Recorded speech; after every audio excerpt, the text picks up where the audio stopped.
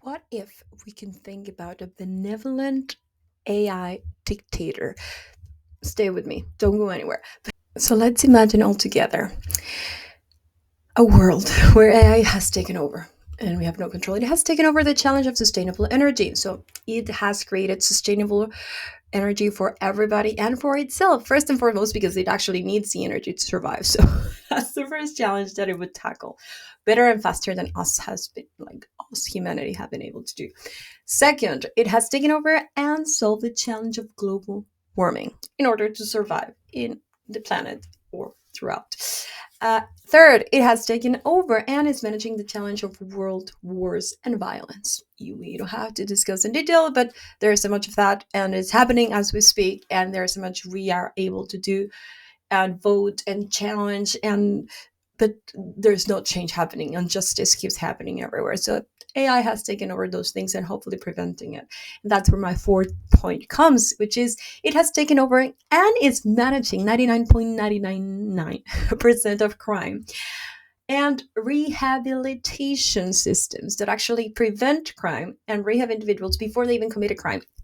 I know it sounds crazy, but there's some movies around this, and I imagine that this can totally be possible if it just running continuous simulations on each individual, and it's catching when there is a higher percentage risk for each person to commit a crime, and it's actually letting them know, hey, you've been flagged by our simulations, you're most likely to commit a crime. We have to get you into this program, like a rehab program, depending on how bad the crime potentially is. And the person gets actual therapy and treatment and whatever it needs in order to avoid that crime.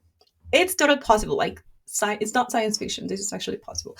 Then it has taken over and managing human health and longevity, my passion. I'm standing today because I'm so tired of being sitting the whole time. So this is my standing break.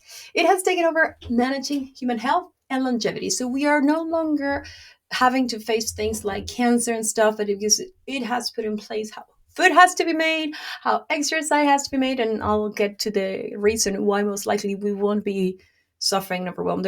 It has also taken over the production of value creation and wealth.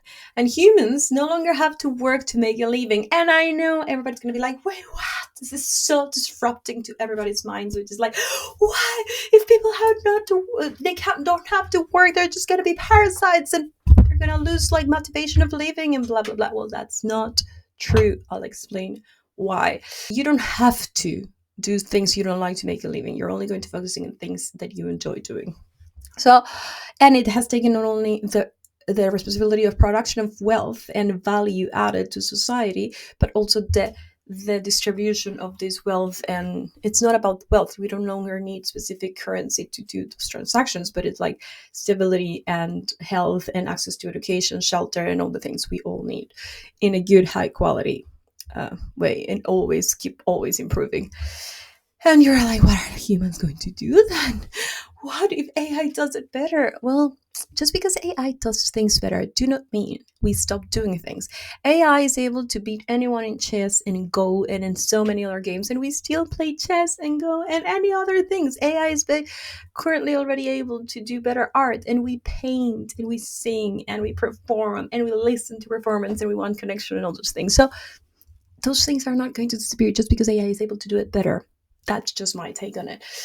But I think most people agree with that stance. So, yes, from the moment we are babies, we're going to be living like any child who is lucky enough to be born in a safe environment. What do? They only like grow and learn and play and learn through playing and develop and find themselves and discover, and they're in this continued play zone where they're learning about the world and everything around them through play. We could continue doing that as adults. You're developed and you keep playing. Things that could be happening would be like sports are even a bigger thing, because right now what value to society does football, soccer add? Nothing. It's just entertainment, and it's a flow, and it's something people love doing. So we're going to invent even more sports, not only the ones that we love and admire and love to watch sitting on our sofa, but we're going to like be able to participate. Everybody who likes it can participate and excel in it. There's going to be even higher standards, not because machines can do it better, but because there's more humans participating and competing and making it even like harder and more exciting to watch and more entertaining. And I can just go on and on and on why sports are great. If you have ever experienced any kind of sport, you know the moment, like if you're skating or something and you start into feeling, or skiing, that happens a lot when you're skiing, and you feel the flow moment where like you almost feel like unbeatable and like you're immortal. For a second, if you're a writer, you feel that flow when you're writing and you're in the story and you cannot stop and you're excited. That flow moment, we're chasing that as a natural thing. And sports give you that, art gives you that, a lot of different activities, learning a language, like a lot of different things. So yes, sports is even a bigger thing, and we're going to have more sports, and we're all going to be able to compete and get recognition, who's better and who's not, and get entertained, etc., experience flow and succeed.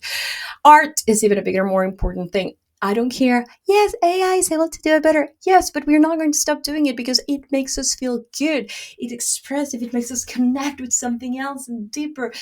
From music to like movies to painting, sculpture, like all those things. But instead of only a very small percentage of people being able to do that and learn and actually create, everybody, it's going to be part of your life. At some stage, you're going to experience some sort of artistic period where you're going to be able to focus 100% of that because you're not worried about going from a 9 to 5 job to do something you hate behind a computer. So and we're going to be able to imagine this like throughout life. You don't have to marry one career and just that's it for the rest of your life. You can be a rock star for some time. You can be this other thing. You can be, there's so many more people participating in these things that are not accessible for everyone. So there's going to be higher quality and higher variety of these things. So yes, it's going to be freaking down. That's totally possible and plausible.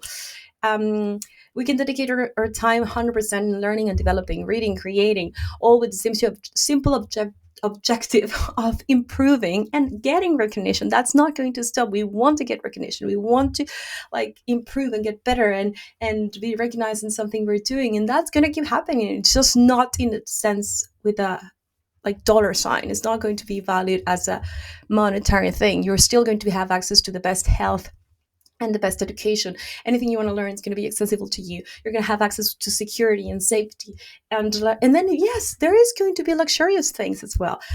I think there was one way, I think, is just to think the rat race is over and we're actually living and flowing. And yes, you think, and how are they going to create wealth? There's many ways you can create the feeling of wealth and luxury. And you can have these options like throughout life. You experience it several times instead of just once and for all and you don't want to let it go forever. The baseline is safety. The baseline is happiness. The baseline is already like your body and mind and soul is safe enough to be able to create, to connect, to help each other. You can create these lotteries that are based on who helped the most in their community. You're going to help your neighbors, you're going to help your friends, you're going to be able, and because this is proven actually to bring you happiness and flow feeling and fulfillment. Like helping someone else brings you more fulfillment than making a lot of money. So it's just my point here is like we're going to be free to be able to do that. And I do think it's a way, a possibility. And I do dream of a time where we look back and we think, what the fuck? How on earth were we so stupid to design a rat race and a capitalistic system where we were just like 99% of people were unhappy, and all the content I'd see out there was like how to get off your 9 to 5 and what, instead of like literally people dedicating themselves in something that makes them excited, makes them challenged, makes them want to get better at it, whatever that is. I listed a lot of options. You can list more here. But anyways, there are rankings. So there are going to be levels and recognition. There is some sort of wealth allocations, as I mentioned, starting from basic. Everybody has their needs met, to luxurious for some periods of life, and depending on how you excel in sports, arts, lottery, based on how you help humanity most. I wrote this, that's why I'm reading it. I wrote this and I wrote it without AI. The reason I wrote this without AI is not because I'm against AI. You see how positive I am about AI. It is actually because this is one skill that I was losing. Not because I was ever great at. I actually suck at communicating, and the reason why I'm doing these videos is because I want to improve my communication. So just making these videos, sharing an idea, and actually going back and editing them, it's horrible. I don't really enjoy it, but it's actually making me better. So I'm gonna go. It's actually making me better to like share ideas and skip parts that I'm just repeating myself 100 times. The same with writing. I'm writing a lot on LinkedIn, like my ideas and whatever I think around technology, AI, and what we do at work.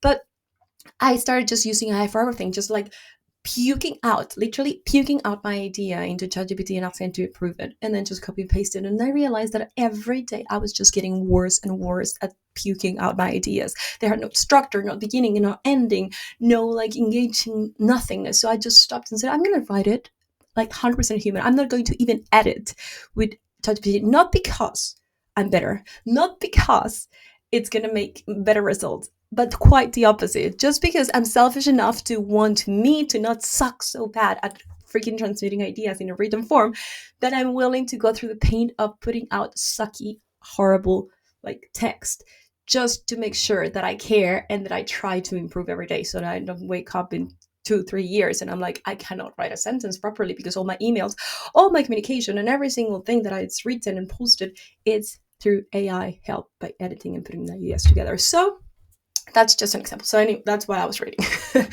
But let me know, what do you think? Do you think it's possible? Do you think it's just an insanity thing? Do you think it's going to be people are going to be sad? I've heard all theories and I have comebacks for all of them so far.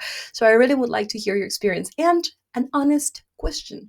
If this was a global democracy and you could vote for this world where there's no crime, there's no wars, there's no unfairness, there is like you can dedicate all your life and time into doing whatever you love doing at the moment, and that's going to evolve and change throughout your life. You're going to be experiencing so many things you can do and contribute with. Would you vote for it? Or but listen to what I'm saying. I'm saying if the global world was like a democracy and you can vote for this, would you vote to have a dictatorship that is a benevolent dictator? It's a tricky question. I have no idea what's the right answer, but I think I would vote yes. Anywho, I'm an optimist, but I want to hear your ideas and thoughts and comments, and especially if you disagree, especially if you agree as well. Why? The most important thing is like why, and give me the scenario and fight it back yourself. I'm gonna talk back in the comments. All respectful and kind, please, and see you soon. Because I think this is gonna happen before we think.